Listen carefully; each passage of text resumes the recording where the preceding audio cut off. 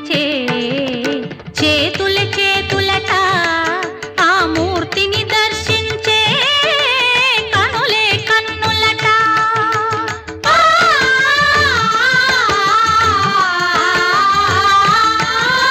స్వామిని పూజించే